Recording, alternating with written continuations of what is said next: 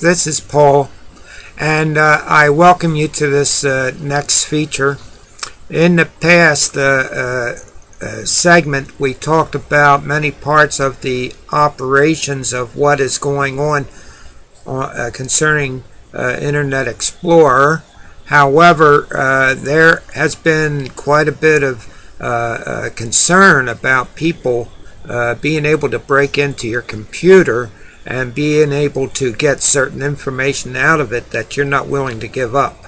Now, that is a very serious concern to have. It's good to know that such things are going on like that. What we're looking at in this segment is a little bit more of the maintenance that can be taken care of with Internet Explorer, and having certain information removed from your computer, so that if anybody should break in, they're not going to get too much information out and realize what sites you've been to.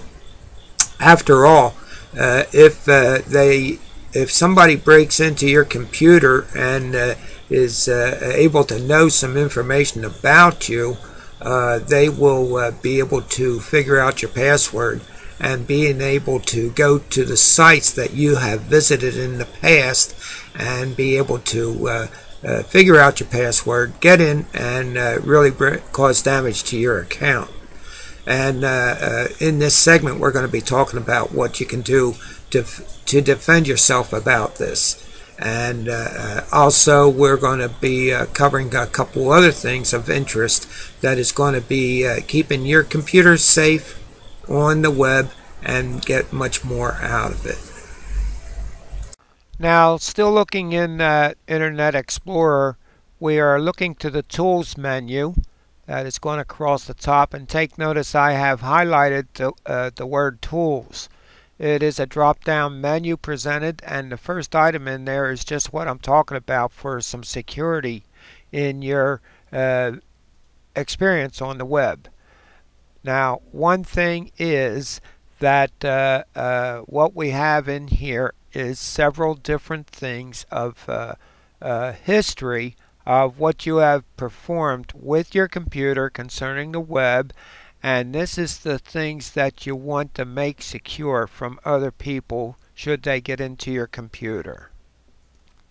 You need to realize that as you visit different web pages on the web, there are temporary files that are continuously being written to your computer, and the purpose of it is so that when you go back to these different pages you've been on, that your computer will present that page repeatedly every time you go back to it.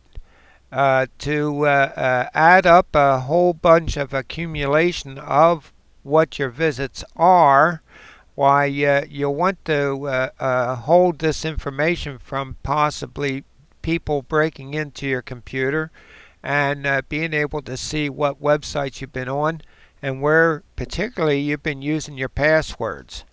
Now, there is also other data that is going to be removed at this time as well. It is recommended that you should use this function of Internet Explorer on a weekly basis, or more often if you're on the web a lot.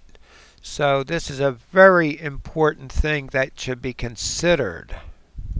You need to click on Delete Browsing History at this time, which will bring up this window, and I will be getting into Favorites, which is the first item on the top of this menu, very shortly.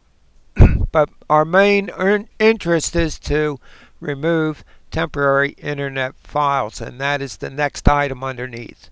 And that is where you hear the name of cookies and other images that will be removed, as it will make extra space on your computer if you're tight on space.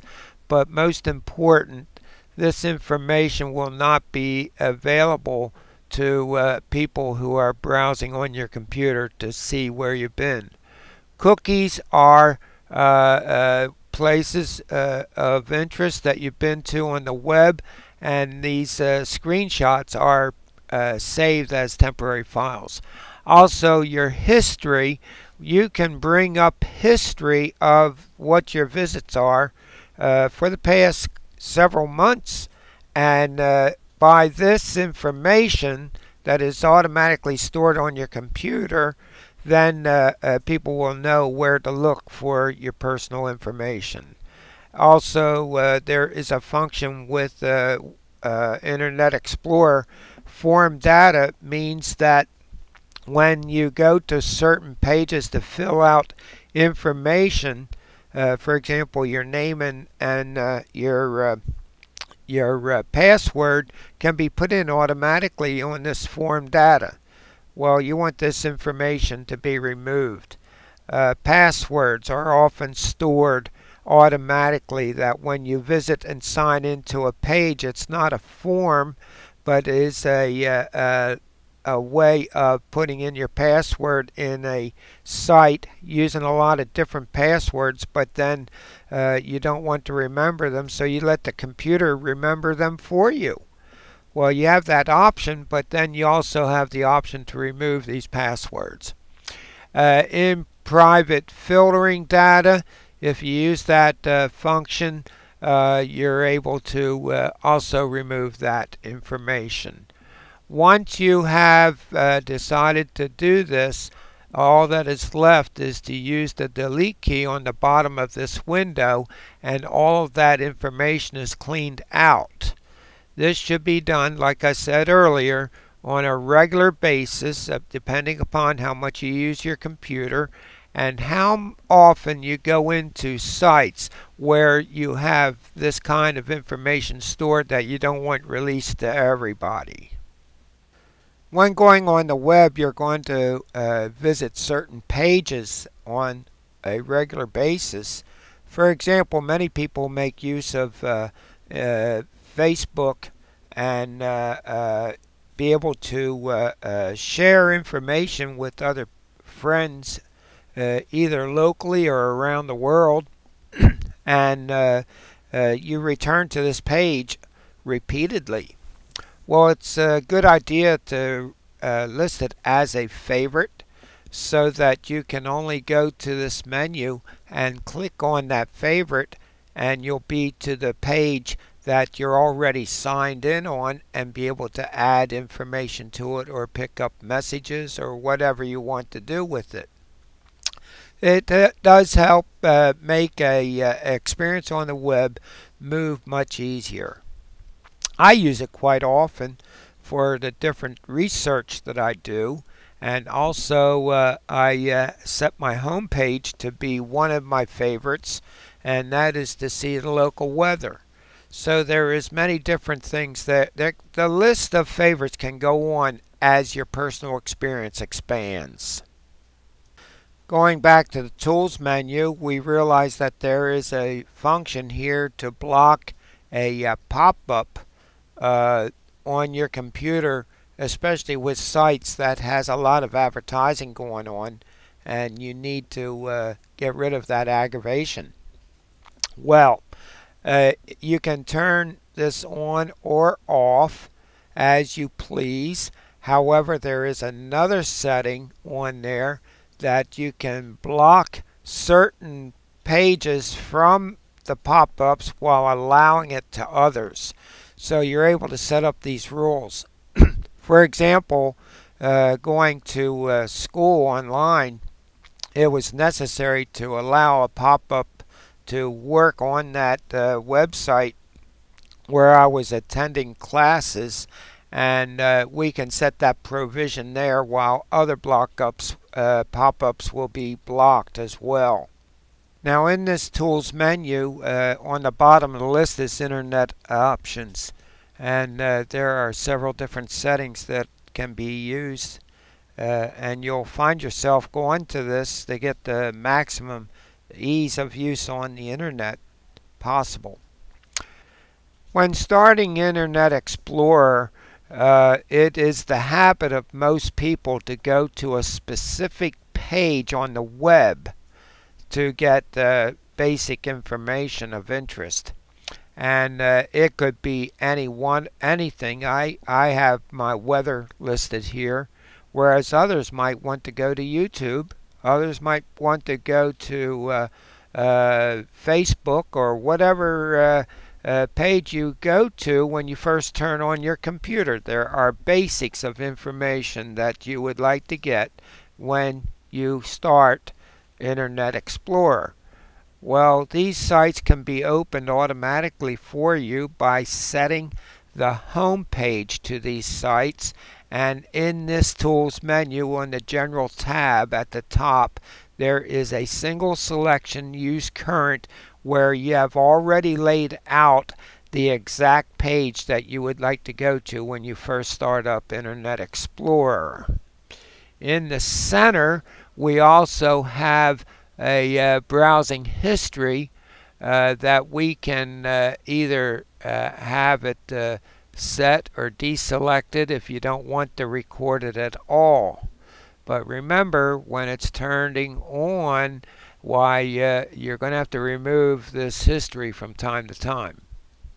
A search bar there has its settings as well. I use the search bar all the time. And tabs, the ability to open and close tabs as well, is covered in this section. With your mouse, you might want to click on the security page from the tabs on the top, and in here you are able to set your level of security that you desire for your web experience. Maximum security will block out a lot of automatic operations and be able to have a limited access that you need to be very familiar with the different sites that you visit. However, a medium to high is most popular, and you can also set it at a low, which allows every bit of content to come into your computer. Now, depending upon your interest of using the web, many people will use certain chat rooms to be able to talk with people, either by using the keyboard and texting to them, or even using a camera to be able to have a video conference with them. And in this capability, you want to go to the privacy page and be able to set the level of privacy that is appropriate for the intended use of your computer. We do recommend that you use a medium, which is the original setting for Internet Explorer, and however, if you don't intend to use that kind of feature on the web, you can always increase this type of security. As we look at the content page of these settings, we are able to see where we can enable certain contact advice on this page. It is one way to be able to govern what kind of information is coming into your computer. This can also be set for blocking different sites of certain content. For example, if you want to keep pornography away, or want to restrict other uses as well. On this page is also an autocomplete settings. While these settings are automatically recorded, you can change these settings to update your address and phone numbers or whatever you have to fill in on certain pages when you have to fill out certain forms for registration. So this will speed up the process of what you spend on a page and be able to get registered very quickly. On the bottom is the feeds and website slices, and that is where certain content keeps on coming in of updated information that is for your review. However, you might want this turned off, whatever you would like to make use of this feature. In this review, we have looked at many aspects about Internet Explorer. There is more that we could get into, but I believe I covered a lot of content in here that many people are not aware of, or even just go through the experience of what they have on the web without any changes. Now, as we are going to progress, we are going to get into passwords in our next section, and I don't know if I'm going to cover it all in one piece or into a second, but this is the part that is most important feature in the classroom. Your security over the web is more important than anything else, and you should take special interest in this. So I invite you to move on to the next part, number 5, and be able to start picking up some good points about what your password should be.